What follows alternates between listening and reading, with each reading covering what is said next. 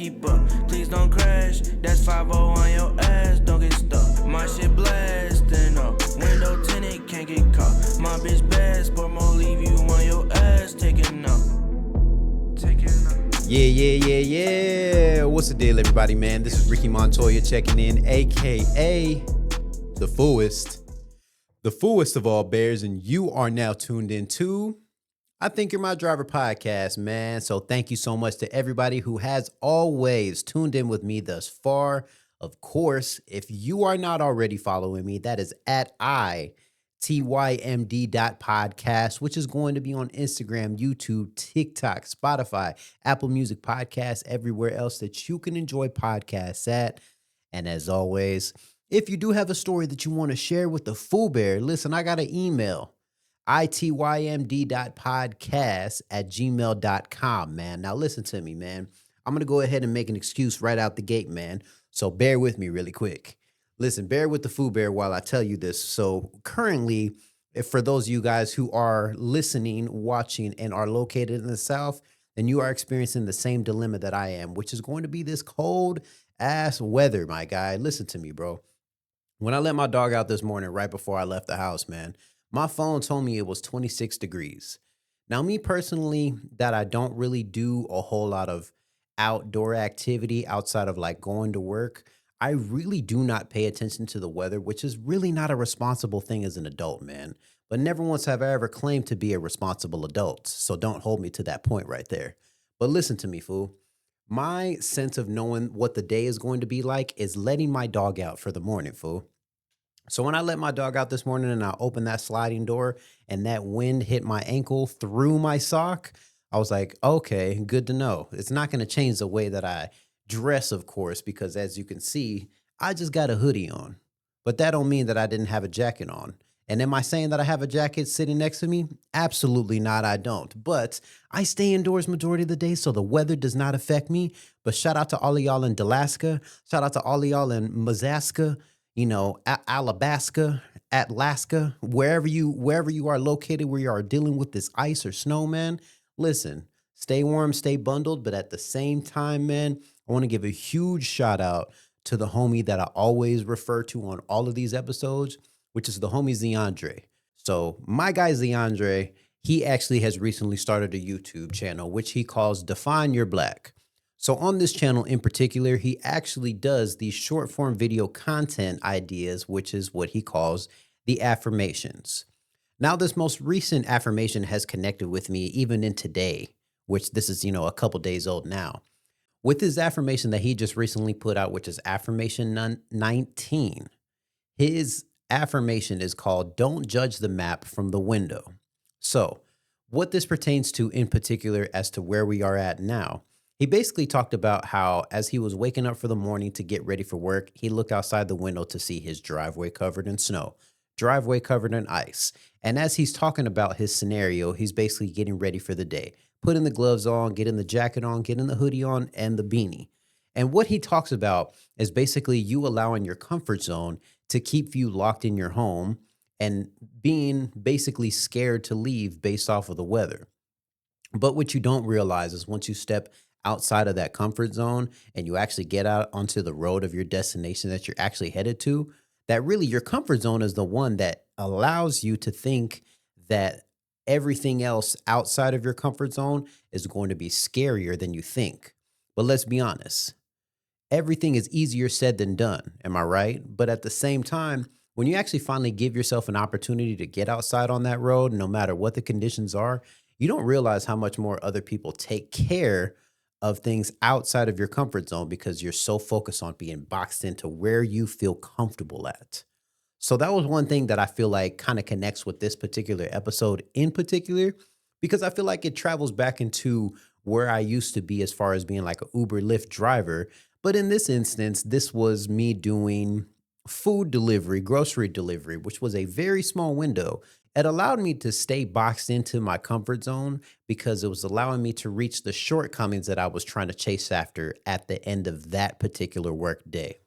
But listen, there were some things that I kind of found on the internet that made me realize how much I really do not miss doing DoorDash, or any of that stuff, man. So listen to me, fool. I found this story in recent time where this story actually took place out in Fort Lauderdale, Florida. Now, as I've mentioned previously, we all know the craziest people come from the Bronx and all of Florida. Shout out to Charlemagne, of course. But it's really the truth when I tell you this. Florida is just different. And this story in particular lets you know how different Florida is.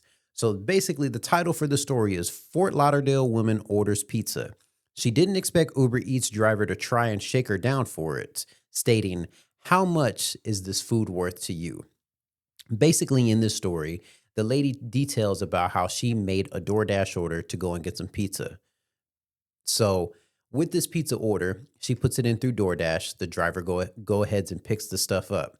As he picks the stuff up, she's very excited because she realizes that, hey, the food place is really not that far away, under 20 minutes away from her house. So it shouldn't take this guy more than 15, 20 minutes to get that pizza back to her house. So she's all excited. She's getting all prepared as she sees her phone pings that says the driver has retrieved your food. So already she's rubbing her hands together. She's ready. She's got the plates going. She's got a nice tall glass of Coke with some fresh ice coming out the freezer. Got her crushed peppers, her ranch dipping sauce, everything that she's ready to do when it comes to devouring that pizza. As she has pizza on the back of her mind, she's monitoring this DoorDash app. And it's starting to show that this DoorDash driver is getting further and further away from where she is actually located. So basically, she takes it upon herself to be like, "Hey, what's going on with my food? Like, is everything okay? Are you getting lost?" As a normal person would do. The driver doesn't respond. Granted, he is driving. So she takes it upon herself to go ahead and call this man.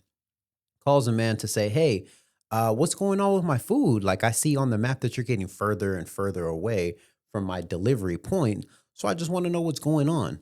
And the driver goes, "How much is this food worth to you?"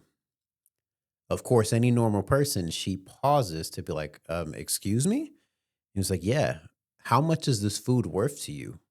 Like, what are you willing to do to get this food from you?" And her basically realizing that obviously this pizza is not going to come to her.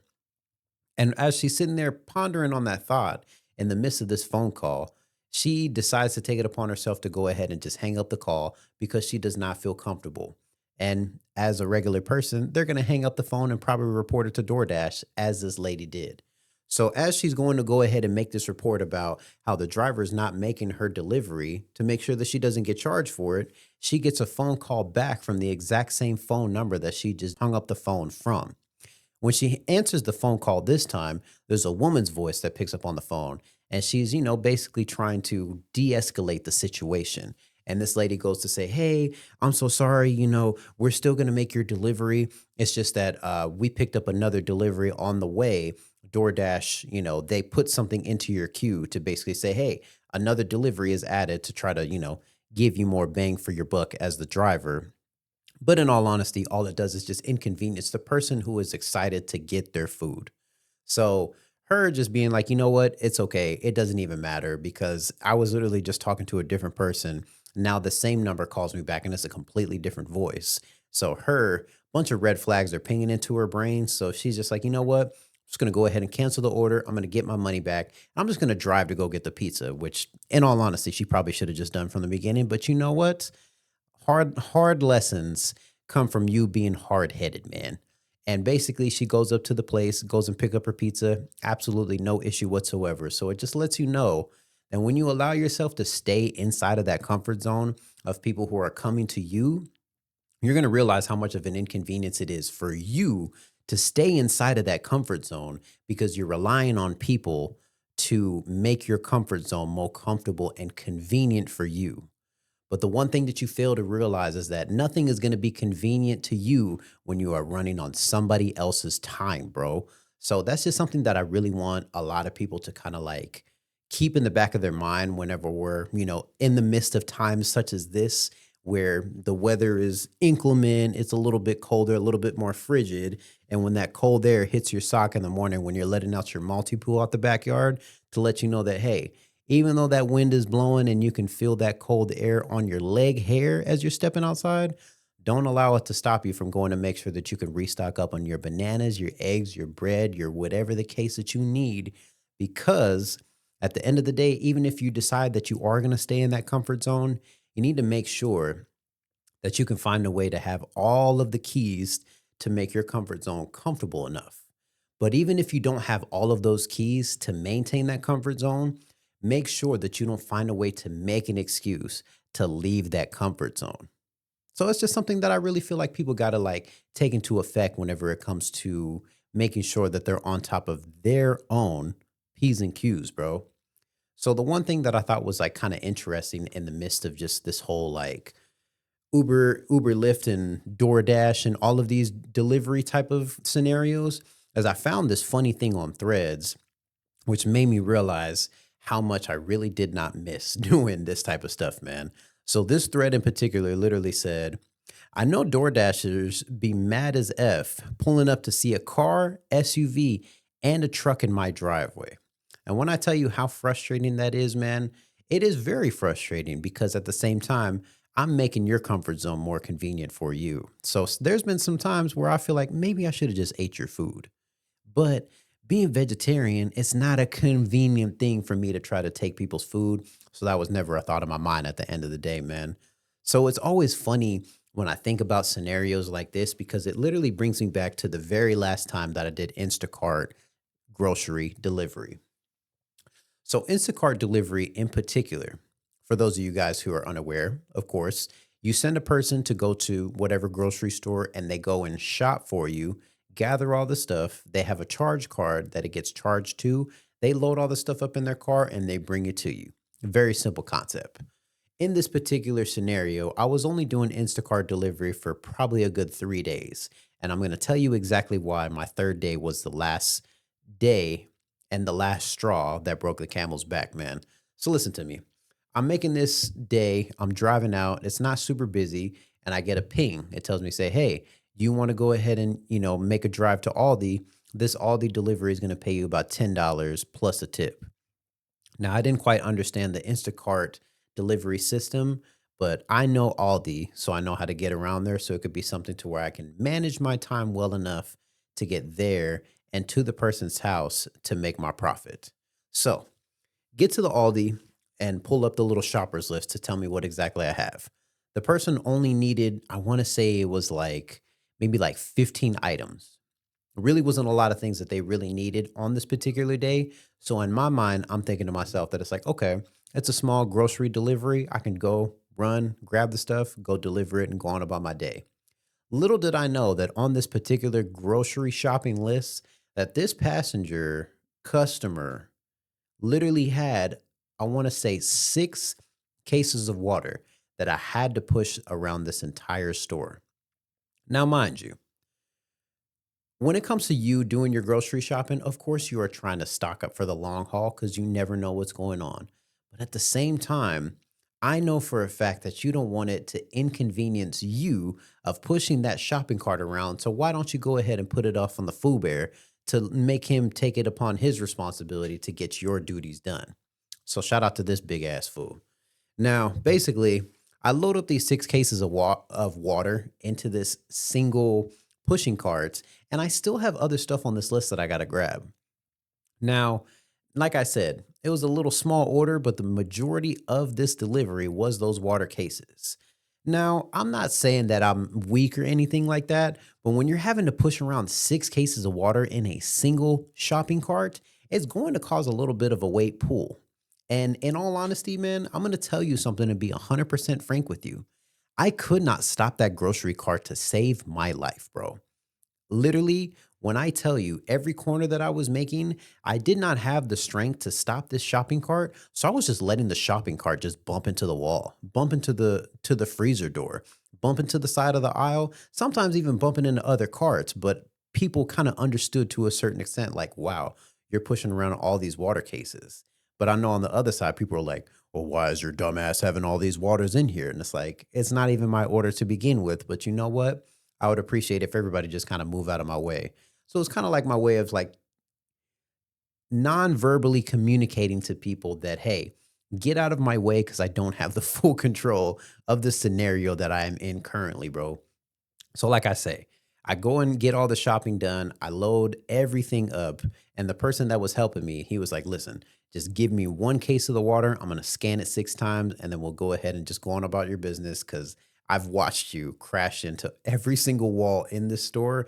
And I don't want you to have to pick up all 6 of the waters. And I don't want to have to put all 6 of the waters back in the cart. So we'll make this easier on the both of us. And I was glad that he said that because I wasn't going to pick up all 6 water cases to begin with. But you know what? It's perfectly fine because he made the suggestion. I non verbally communicated it to him. So we were on the same page. So get all the stuff loaded up in my car. You know, like I say, 6 cases of water that I'm dragging through the store. I don't have a big car to begin with. So my car looked like I was carrying at least 3 sumo wrestlers in my trunk, but it literally was just water that was carrying down. Shout out to having front wheel drive, of course, right? Not the greatest ratio whenever you're trying to maintain your car, but I'm going on about my business. So, on top of having to push around 6 cases of water in a single grocery cart, this delivery that I was going to make was less than 10 minutes away.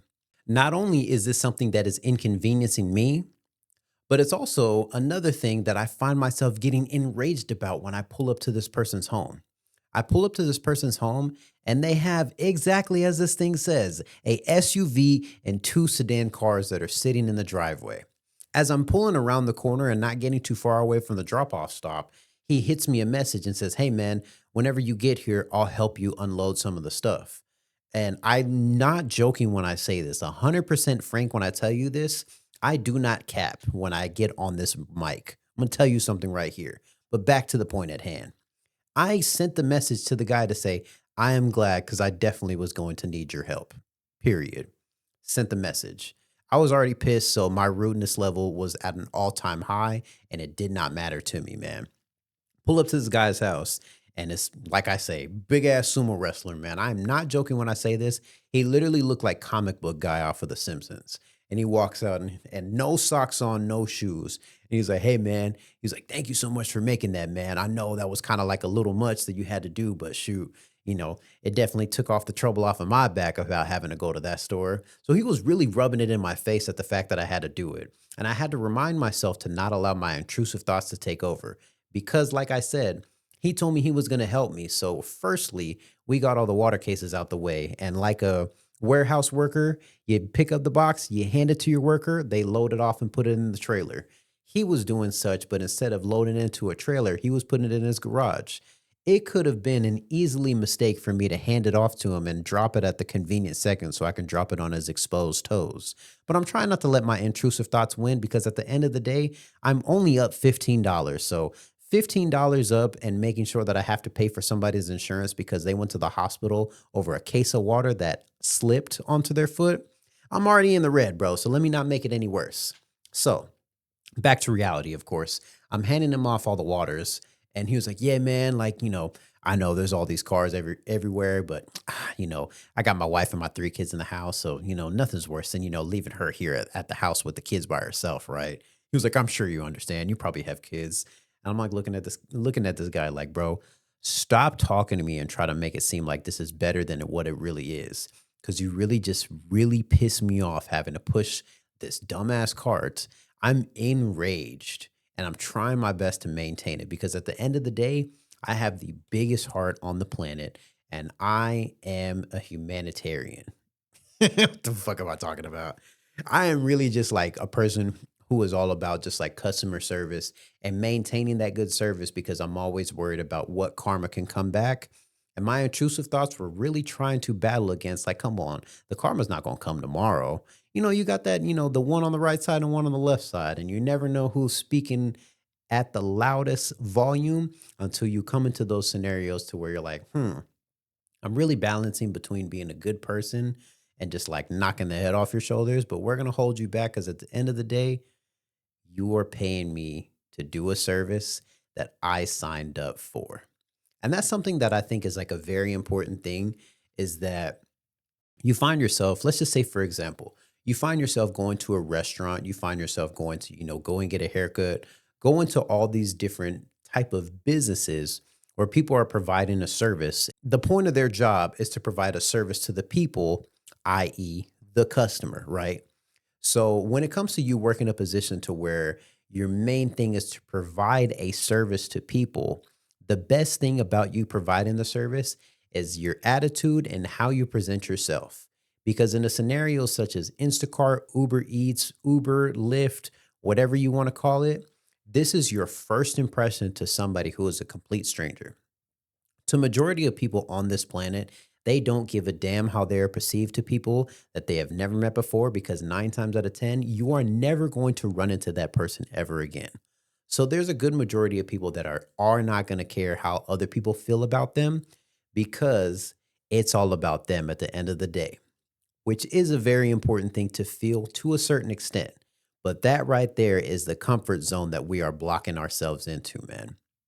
So the way to make sure that you can step outside of that comfort zone, because what people also don't realize is your comfort zone starts to get bigger and bigger from the way that you act in these forms of providing a service to people, because karma comes back in multiple ways that you don't expect it. And of course, you don't think karma is going to come back from just the smallest instance, whether you stepped on a spider or whether you happen to step on somebody's shoe in the store.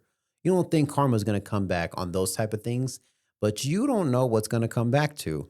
So the best way to do it is just to provide service at the utmost to your ability. So it's like something to where you have to remind yourself whenever you're providing a service that it's like you can just go and get another job. You can find another profession or you can find another way to make income. I did not make you sign that application to do this job. So it's not my problem that you're upset about what you get paid to do. Is a reminder that I had to remind myself when it came to doing Uber, Lyft, DoorDash, or whatever the case. But it's also, one of those things to where my job is to provide the service and do it with a positive attitude, because nothing's worse than being that one person that ends up being a viral story because you had a pissy ass attitude about having to push around a cart of 6 water cases. You find it easier to disengage with a lot of those emotions that are raining heavy on your comfort zone when you start to disengage from the root where all of those feelings are. So as I started to drive away from that Aldi, even though it was about, less than 10 minutes away, and I was pissed that he was closer to the store than it took me to get there, at the end of the day, the further and further that I got away from that Aldi, the less upset that I became, which is a testament of a reminder to let you know that once you're traveling outside of that box where your emotions tend to stem from, or where those emotions are rooted in that's making you upset in that moment, the further that you get away from that zone is easier to literally just release all of those emotions. Now, I'm not saying this like I'm some kind of saint or anything like that, because I really was about to drop one of the cases of water on his foot. But I can go ahead and just leave it at that point, man, because the one thing that you also got to realize is that, like I say, we are providing a service. Now, I say that to say that even though you are providing a service, it does not mean you need to allow yourself to get into a lot of these scenarios, man, which leads me to this last story that I want to go ahead and leave off with. So, this one in particular is not necessarily a DoorDash or Uber Eats scenario, but it's one of those to where I had to think with my more like positive side of the service in me. On this day in particular, I'm going to make a pickup over here in the Midwest City area, kind of on the tail end of the east side of Oklahoma City. As I'm going down 10th Street, there's a stoplight that I have to turn to get towards this neighborhood. And from where I am driving from, I kind of seemed like I was driving into an abyss, bro. Because in this area, when you're going down 10th Street, for those of you guys who are from Oklahoma City, you're going to know that as you start to get into Midwest City going down that street, you're passing by, there's like a little lake where they do like boat races and stuff like that. So I'm in this little area. And for somebody who's not from Oklahoma, I'm perceiving this as like, bro, I'm in the middle of nowhere. Like it takes nothing to get in the middle of nowhere in Oklahoma. But back to the story at hand. As I turn down the street to go towards the neighborhood, I believe it's the second or third street as I'm entering this area that I had to go pick up from. So I bang a right over here into this neighborhood. And as I'm going down the street, it tells me that I got to go X amount of feet to get to my destination pickup.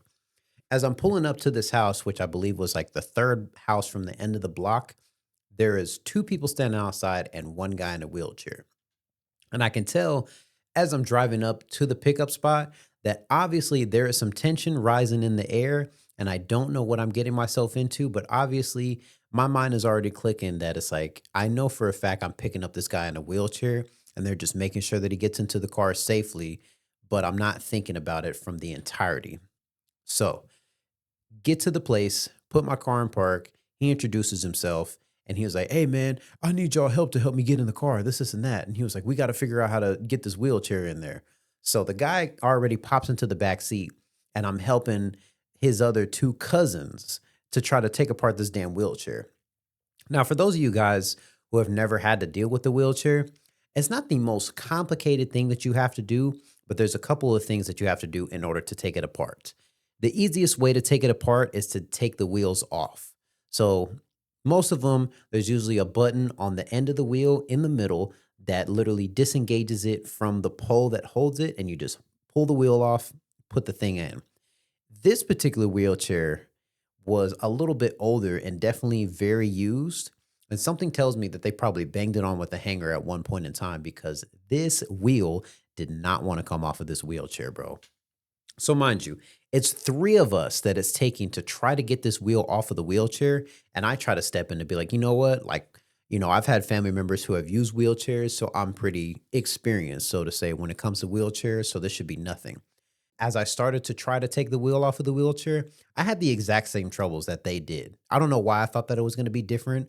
So the guy, he was like, "You know what, man? Y'all don't know what the F y'all doing, man. So I'm going to go ahead and just, get up and let me show y'all how to do it." He was like, "Bring it over to me. Bring it over to me, man." And he's talking to his cousins. He was like, come on, bitch. I need you to help me take this shit off, bro."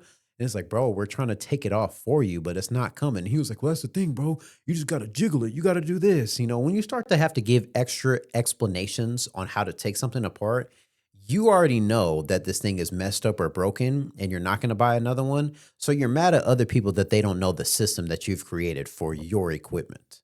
So as we finally get this wheel off of the thing, we finally get the wheelchair in the back seat, and he was like, "Hey man," he's like, "You think you can help me?" He was like, "I can walk, but I just need like a little bit of assistance getting to like the passenger. Is it cool if I sit up front?" And I was like, "Yeah, bro, that's fine." So help him get into the car. He sits down, he gets his pillow or whatever the case. And as we get into the car, his cousins are on the passenger seat and one is on the driver's side.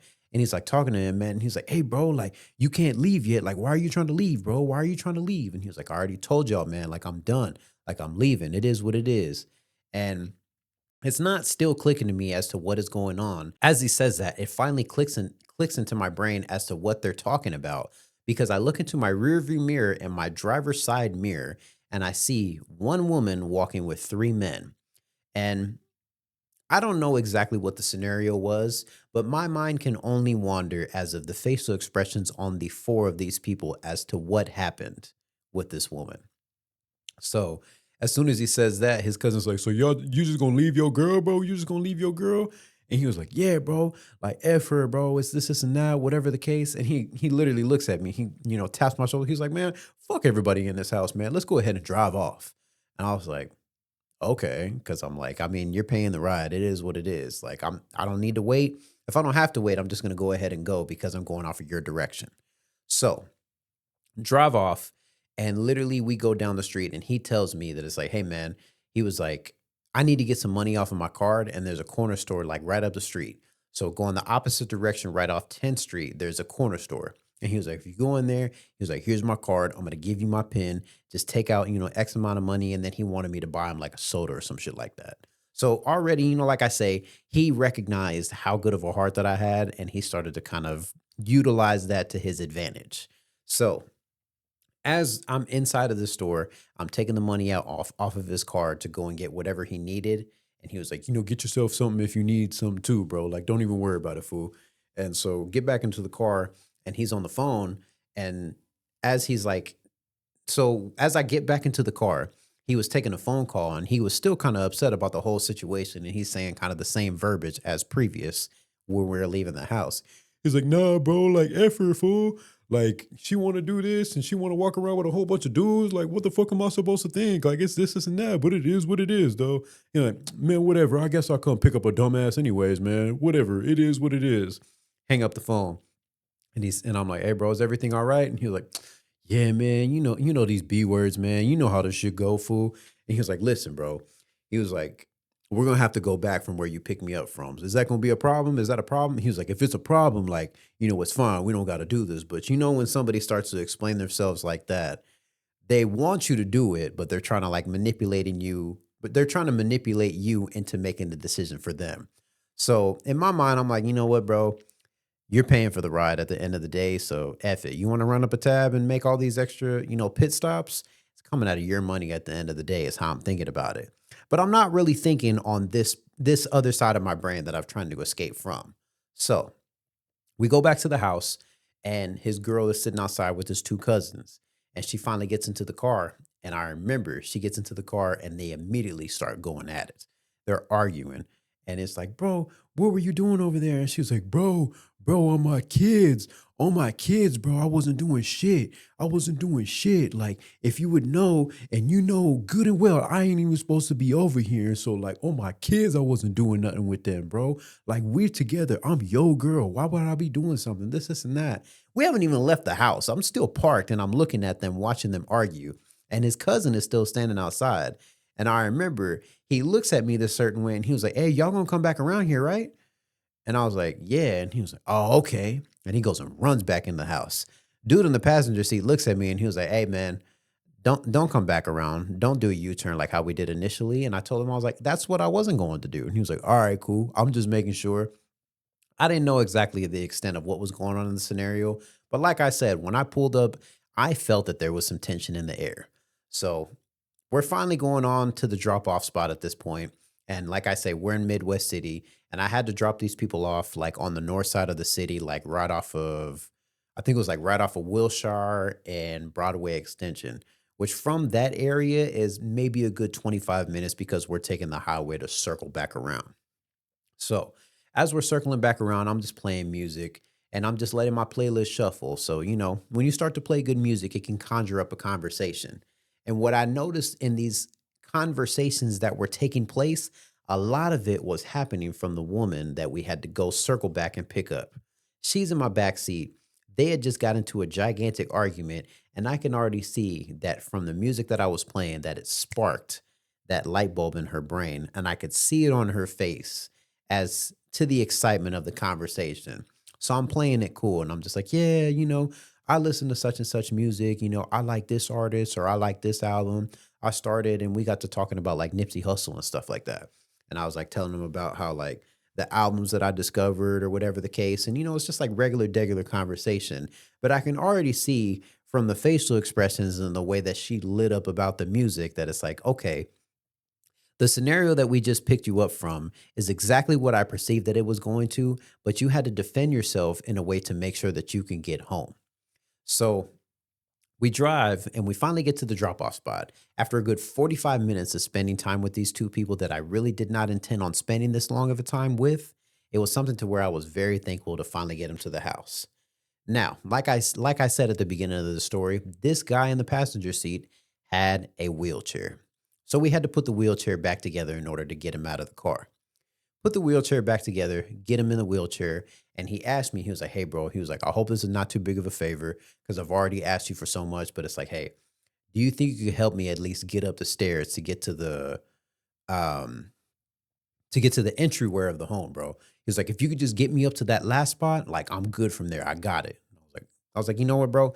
It's not that big of a deal. Like, what am I gonna tell him? No. Like, it was just one of those things to where it's like the active service in me was like telling me to be like, you know what? Let me not have bad karma. And let me just help this guy because at the end of the day, you are in a wheelchair. And there's only so much that you have the ability to do. And I cannot leave it up to your lady to have to literally like drag you up the stairs. Now, I'm not saying that it's not something that she could do, but it was one of those things that in my mind, I had to take myself out of it and realize that it's like, you know what? Obviously I'm a stranger to you and we connected on some way in a sense. So in my spirit, I know for a fact I'm not going to feel good about myself if I leave and allow and watch from a distance to see your girl trying to pull you up the stairs. So I was like, you know what, bro? I got you, bro. It's not that big of a deal. So he was like, oh, okay, cool, cool. So get him up the stairs. And of course, as always, whenever I start to overextend myself for a lot of passengers, you're like, hey, bro, like, I think you're cool. I think you're this. And you kind of like help me out. And I really appreciate you for doing all this extra stuff. So, like, bro, you think I could get your number? That way, like, if I really need a ride, like, nothing's worse than having to pay through the app. So I like to like pay directly to people and stuff like that. And every time I got that, I never shut it down. I just gave out my number because at the end of the day, I don't pick up for random numbers that I don't recognize. So it didn't even matter to begin with. So I was like, yeah, F it, bro, whatever. So, as always, like I say, this story still concludes. Drop off the people, and about a week goes by, or whatever the case. That same number hits me. He was like, hey, bro, he was like, this is wheelchair dude that you dropped off of such and such street. He's like, bro, you think you could take me somewhere? And me automatically, like, remembering the whole scenario about what took place when I went to pick up the guy, I wasn't going to pick him up again because to give you guys just a little bit more context as to what I was talking about, whenever I picked up the guy from that house from the beginning, like I said, him and his cousins were arguing. And whenever we were leaving the house the first time, we got to the end of the block and he wanted me to make a Yui. So I was like, okay, made a Yui. As we're making a Yui, we slow back down onto the house and he told me, he was like, hey, bro, make a stop. He hangs out the window and he screams something out the window and then tells me to speed off. And I was like, oh, okay, okay. Now, it was one of those things where I definitely could have said no, but the fact that we had to circle back to that house, in the back of my mind, I already knew what was going to happen based off of what he said to these people. And like I said, whenever we left the house the second time, the guy literally asked me, he was like, y'all gonna come back here, right? And I told him, I was like, yeah, we're coming. And this like menacing face that he had on him and his chin touched his chest. And he looked at him, he was like, all right, that's a bet. And he ran back in the house. So all this is running through my mind as he sends me this text message to say, wheelchair guy, can you pick me up again? So I'm like, nah, I'm not inserting myself into anything. So I just, automatically, me being Ricky, I'm making an excuse and I'm lying like a mug. Nah, bro, I got a lot of pickups and I'm ending up in Norman and I might have to take a drive out to Ardmore, just making up the most obscene distance ride. So that way I don't end up convenience enough to basically pick him up. In all honesty, I really just could have said no. I could have just said no, but me trying to like streamline it, I was like, you know what? Let me just like let it off easy when I could have really just said no. So I literally was like, nah, bro, like, I've having to take like a lot of long distance rides. Like I'm really out here in Norman right now. And the way that things are going, I'm probably going to end up having to go further and further outside of the city. So I don't know if I'm gonna be able to do this today. And he was like, oh, okay, cool. He was like, well, if you do get back into the city, let me know. I didn't respond back to the message. So about an hour or two later, he hits me up again. He was like, hey, bro, you back in the city? Still didn't respond to the message. Cause I was like, I'm not picking you up again, fool.